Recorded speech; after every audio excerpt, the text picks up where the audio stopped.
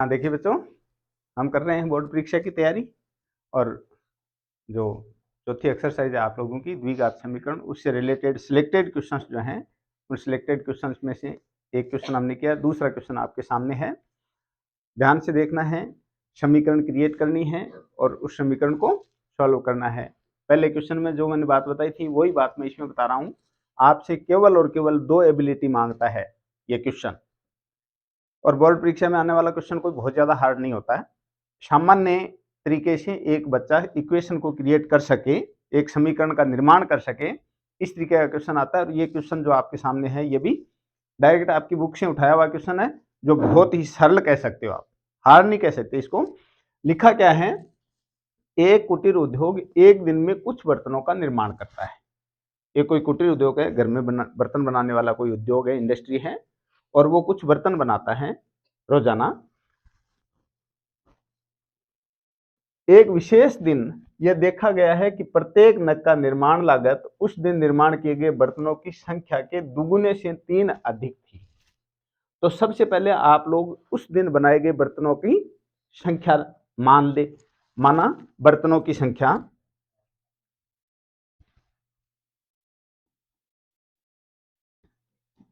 उस दिन, पर्टिकुलर उस डे की बात कर रहे हैं हम। माना बर्तनों की संख्या इक्वल टू एक्स। अब एक बर्तन की लागत कितनी है? एक बर्तन की लागत कितनी है? उस दिन बनाए गए बर्तनों की संख्या के दुगुने से 3 अधिक। एक बर्तन का मूल्य, एक बर्तन का मूल्य देखिए क्या लिखा है इसने, कितना बताया है? बर्तन जितने बनाए गए हैं उनके दुगुने से 3 अधिक, तो 2x। बर्तन बनाए गए x, लागत कितनी होगी? 2x से भी 3 ज्यादा, तो प्लस 3। क्लियर है यहां तक? अब आगे देखिए क्या कहता है, यदि उस दिन की कुल निर्माण लागत 90 रुपए हो तो निर्मित बर्तनों की संख्या और प्रत्येक नग की लागत बतानी है। अब उस दिन x बर्तन बनाए गए, एक बर्तन की लागत जो है वो 2x प्लस 3 है, तो कुल लागत कितनी हो जाएगी? इन दोनों को मल्टीप्लाई कर लें, वो तो हमारे अकॉर्डिंग आएगा, और क्वेश्चन के अकॉर्डिंग वो राशि कितनी आएगी? 90 रुपए आएगी। तो हम इन दोनों को इक्वल में रख दें, बराबर में रख दें। क्या लिखा है क्वेश्चन में? हम लिखेंगे प्रश्नानुसार। यह आप लोगों की लैंग्वेज होनी चाहिए बोर्ड परीक्षा में। एक्स तो बर्तन है और एक बर्तन की लागत 2x प्लस है 3 है, इन दोनों को मल्टीप्लाई करेंगे तो वो किसके इक्वल आएगा? 90 के इक्वल आएगा। अब इनको मल्टीप्लाई करो, देखो x को 2x से मल्टीप्लाई करेंगे 2x स्क्वायर, x को 3 से मल्टीप्लाई करेंगे 3x बराबर 90। अब चूंकि आप लोगों को बार बार बात बताई हुई है कि द्विघात समीकरण में बराबर में जीरो रखना पड़ता है, अपने को जीरोज फाइंड करने हैं, इसके शून्यांक फाइंड करने हैं। और शून्यांक का मतलब एक शून्यांक में तो आ जाएगी उसकी लागत और एक शून्यांक में आ जाएगी बर्तनों की संख्या। क्लियर? अब देखिए 2x स्क्वायर प्लस 3x, उस 90 का ट्रांसफर करूंगा तो वो माइनस में हो जाएगा, बराबर 0। आगे करें इसको हल, आगे हल करें तो देखिए अब की बार भाई ये पदों का गुणनफल देखिए कितना आ रहा है? 180। तो आप 3 के ऐसे टुकड़े करें कि जोड़ने पर तो 3 आ जाए और गुणा करने पर 180 आ जाए। 15 और माइनस का 12, 15 और माइनस का 12, तो 15 में से 12 को हम जोड़ नहीं सकते क्योंकि प्लस का 15 है और माइनस का 12 है, इसलिए वैल्यू कितनी आ गई? 3 आ गई। और 15 को 12 से आपस में मल्टीप्लाई करेंगे तो 180 आ रहा है। क्लियर है क्या बात? यहां तो क्या लिखे हम? 2x स्क्वायर प्लस x, यहां 15 माइनस 12, दोनों की वैल्यू देखी 3 आ रही है, दोनों की मल्टीप्लाई जो है वो बाई पदों के गुणनफल के बराबर आ रही है, बराबर माइनस 90 बराबर 0। अब देखिए 2x स्क्वायर प्लस x को 15 से मल्टीप्लाई करेंगे 15x, x को 12 से मल्टीप्लाई करेंगे 12x माइनस 90 बराबर 0। अब यहाँ पे दो पेयर बना लो, एक पेयर तो बन गया 2x स्क्वायर प्लस 15x का, और दूसरा पेयर बन गया -12x - 90 बराबर 0 का। अब इसमें क्या कॉमन आ रहा है, इसमें क्या कॉमन आया है, x कॉमन आ रहा है, शाबाश। इसका इसमें भाग देंगे 2x, इसका इसमें भाग देंगे तो प्लस का 15। यहां पर कॉमन क्या आना है, -12 को कॉमन ले लेते हैं, इसका इसमें भाग देंगे तो 12 का भाग नहीं जाएगा, 12 का भाग नहीं जा रहा है कि 12 का भाग इसमें तो जा रहा है लेकिन इसमें नहीं जा रहा। इसलिए ऐसी संख्या ढूंढो जो कॉमन के रूप में हो, जिसके पहाड़े में दोनों संख्याएं आती हो 12 और 90। वो है टेबल में 6, कितना 6 है। क्या लिख देंगे हम, -6, इसका इसमें भाग देंगे तो 2x, इसका इसमें भाग देंगे तो 15, किसका, प्लस का है माइनस का, प्लस का, क्योंकि माइनस से जब हम माइनस को डिवाइड करेंगे तो यहाँ प्लस आ जाएगा, बराबर 0। अब दोनों तरफ ब्रैकेट में एक जैसी संख्या आ गई, तो क्या लिख दें हम, 2x + 15 = 0, कोमा x - 6 = 0। आगे हल करें तो यहां पर देखिए 2x बराबर माइनस का 15, पक्षांतर करेंगे ना, x की वैल्यू निकालेंगे तो, और x बराबर -15/2, तो x बराबर माइनस का 7.5। इधर x बराबर 6 का पक्षांतर करते ही 6 आ गया। तो देखिए ये वैल्यू जो है वो इनवैलिड है, ये वैल्यू क्या है, इनवैलिड है। ये तो न तो बर्तनों की संख्या हो सकती है, क्योंकि बर्तनों की संख्या माइनस में नहीं हो सकती। माइनस का मतलब है कि बनाएड़ा बर्तन तोड़िया थोड़ी है, कम थोड़ी कराया ही, बर्तन तो और बनाया ही, तो माइनस का मतलब क्या हो गया, हाँ माइनस का मतलब कम करना, तो यहां पर माइनस वैल्यू इनवैलिड है। इसी प्रकार से ना ये किसी बर्तन की लागत हो सकती है, क्योंकि लागत में मूल्य प्लस ही होता है, माइनस नहीं होता है कभी भी। भाई मुझे ये पेन क्रिएट करना है तो इस पेन पर कुछ न कुछ लगेगा, इससे आएगा थोड़ी बनाते समय। तो ये माइनस वैल्यू नए बर्तनों की संख्या हो सकती है और नए बर्तनों का मूल्य हो सकता है। इसका मतलब है कि हमारी वैलिड वैल्यू जो है वो 6 है, और वो है क्या, आपने जो x माना था, x क्या माना था, बर्तनों की संख्या मानी थी, तो उस दिन बर्तन कितने बनाए गए, 6 बनाए गए।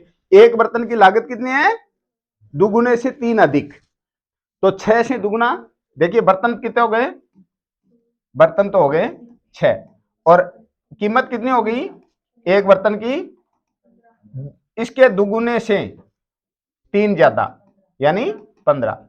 अब 6 को और 15 को आपसे मल्टीप्लाई करके देखो, उस दिन की लागत 90 रुपए आ रही है क्या, 15 से की 90, क्लियर है, ओके। चलो बहुत अच्छे से ध्यानपूर्वक अपनी परीक्षा की तैयारी। हाँ बच्चों, आपकी 7th एक्सरसाइज के क्वेश्चन है, 2 इंपॉर्टेंट क्वेश्चन है, बार बार बताए हुए भी हैं, लेकिन फिर भी एक बार आप लोगों को ये देखना चाहिए। दोनों क्वेश्चन हैं वो शायद अंतर विभाजन बिंदु पर डिपेंड हैं, बिल्कुल दो बिंदुओं a 2-2 और b 7-4 को जोड़ने वाले रेखाखंड को समत्रिभाजित करने वाले बिंदुओं के निर्देशांक ज्ञात कीजिए। तो पहले तो आप लोगों को कच्चा चित्र बनाना चाहिए, और चित्र का मतलब क्या है कि एक लाइन ड्रॉ कर लो, आप बस एक लाइन ड्रॉ कर लो इस तरीके से, ये लाइन है, इस लाइन को 3 भागों में बांटना है। 2 बिंदु में आउटसाइड जो पॉइंट है वो आउटसाइड पॉइंट में एक तो यहां रख दे ए और यहां रख दे बी।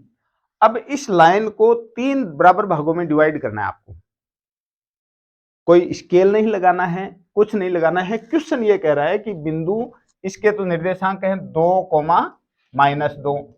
और उसके निर्देशांक हैं 7, -7, अब इसके 3 टुकड़े करें तो 1, 2, 3, ठीक है।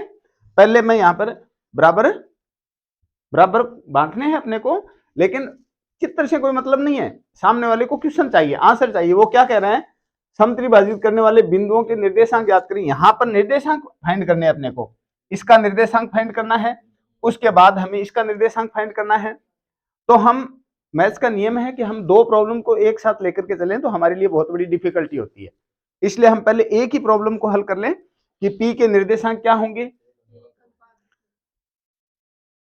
अनुपात के रूप में निर्देशांक थोड़ी है, वो तो रेशियो बता रहे हो आप हैं।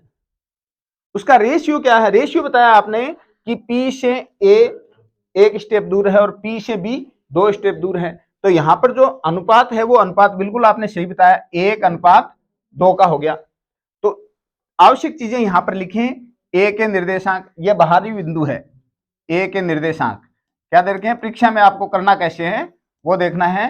ए के निर्देशांक 2, बी के निर्देशांक, बी के निर्देशांक क्या होंगे, -7, 4। अब अंतः विभाजन बिंदु है ये पी, अंतः विभाजन का मतलब है कि ये इंटरसेक्ट कर रहा है किसी लाइन को बीच में से, बीच का मतलब मध्य से नहीं कह रहा हूं मैं, कहीं बीच में। तो पी के निर्देशांक ज्ञात करने अपने को, और अंतः विभाजन बिंदु के निर्देशांक ज्ञात करें। अनुपात लिखिए पहले, अनुपात क्या है, अनुपात कितना है, यानी उस पी बिंदु से ए की दूरी और पी बिंदु से पी की दूरी यूनिट के रूप में अपने लिखें, अनुपात के रूप में लिखें, रेशियो के रूप में लिखें, तो क्या आएगी 1:2। तो यह अनुपात है 1:2। अब अंतः विभाजन बिंदु पी का निर्देशांक ज्ञात कर लो आप, अंतः विभाजन